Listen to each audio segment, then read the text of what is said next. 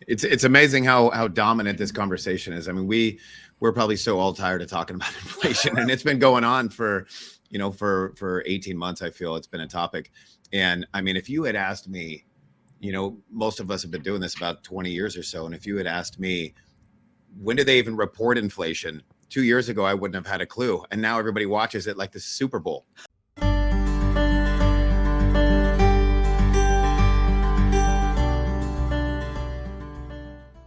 And I think we did. I think it was 7.7 inflation in the last roundtable. So down to 6.4 now. And I know one of the things that confuses people is there's so many different measures, and they're constantly changing how they're measuring, inflation and CPI, and is it core or non-core, and now the way they've I think they've adjusted the way they're doing the rents. And so it is a difficult metric to follow, and that's why we get a little bit of bumping around as people are. You see inflation coming down, but then a number reads that they're not, isn't exactly maybe comparable to the previous number they used a year ago. But it's a constantly changing metric, and it's a guessing game. But it is subsiding as we see from definitely from the last roundtable. And the numbers that JP Morgan puts out have been pretty close as I track them. They're within about 1/10 of a point in terms of what they forecast. So early summer, late spring here, they're looking at year over year. So the trailing 12-month inflation to be down around 4, and then as we get into the middle of summer, into the 3s. So that's going to be very different from, like you said, Adam, the 7s last time we came together. Yeah, and I think the peak, if you put that up real quick, I think the peak was 9. Yeah, 9.1, I think it was. Yeah. Yep. And that was June of 22, and they're June of 23. They're forecasting 3.3. The people at JP Morgan are. Yeah, and here's a year over year inflation all the way back to 1990. So you can kind of see, obviously, where we're at now is basically uncharted waters for the last 20, 30 years. But again, still trying to move our way down, and all the indications are that it inflation is subsiding. Well, that ties back into one of the things we've talked about, I think, previously in one of our roundtables, and something we've been saying in client meetings. And I pull up a chart here, this kind of performance following the peaks inflation. And one of the things we always say that the market's a leading indicator, but some of the data that it looks at obviously is in the rearview mirror. So we'll never know for sure what the peak inflation number was until it's already passed, right? Until it's behind us. And so, I thought that 9.1 number that we saw back in June was pretty high. And most of the numbers since then have obviously been coming down. I think most everybody feels that was kind of what will be the peak of this period here. So historically speaking, when inflation kind of peaks going forward, we start to see a pretty good bounce in the markets from that sell-off that we've experienced here, as you can see by this chart. So obviously you can't guarantee that's what's going to happen every time, but we do still look to history to kind of predict. And obviously coming off of high inflation, when that kind of peaks, there becomes a little bit more optimism in the consumer side of getting back out and spending, and hopefully growing in the economy as well. So it's amazing how dominant this conversation is. I mean, we're probably so all tired of talking about inflation, and it's been going on for 18 months. I feel it's been a topic.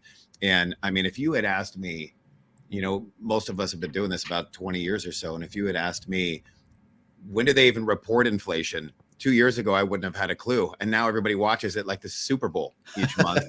And it's like the 13th of each month, everyone's on pins and needles, and the stock market goes up or goes down based upon this inflation. And so I know the clients are feeling the same way, and it's going to be the most important thing until it's not, and then once inflation is curbed, it's continued its trend down, and it gets anywhere near this range, we'll be off the next, worrying about the next thing.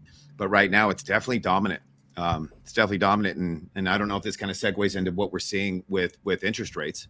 If you guys want to move on to that at all, and kind of what the government is doing and why this is affecting. Yeah, I think we've talked a little bit in the past too about, that yes, the interest rates or the inflation has caused the raising of the interest rates and having the impact it had on the fixed income side. But the other side of that coin is there has been some benefit to the raising of interest rates too on short-term cash and short-term investment options now actually being compensated to hold. So I don't know if that's what you're talking about, Jason, about transitioning there, but that's at least the one benefit we've talked about through this process over the last handful of months with clients. Yeah, I think It's a good segue. I was going to mention that, the one thing that most people are not familiar with is really what the government can control and cannot control. And really what they're trying to do throughout this whole strategy of raising interest rates. And for those that have watched the financial markets over the last year or heard through on the news where the government is raising interest rates, I mean, really that is just affecting the short term, the overnight rate, what you're seeing like on checking accounts, savings accounts, we see on money markets, things like that.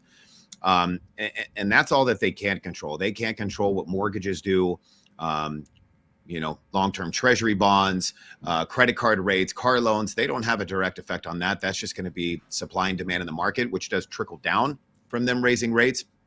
But the whole reason why they are raising rates is really to curb spending. And so if money is and to encourage saving, right? Well, there you go too. And to encourage savings. Encourage saving. Good point. Thank you. And to curb spending, because if money is harder to borrow, I think last report, Chris, I think you have this. What are car loan rates right now? So if you depends on who you talk to, but or what you look at, because I looked at one measure, I think it was on bankrate.com, that showed it was in the high sixes. But a couple people that we know that are in the car business, they're seeing most new car rates are in the mid eights.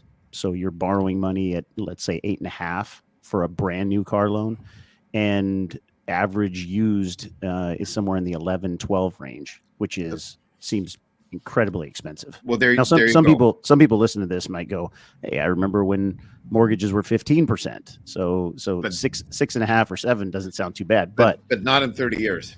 40." Yeah. Well, and you remember recent years, if you're going out and buying a new car, I mean, you get loans for 0%, so.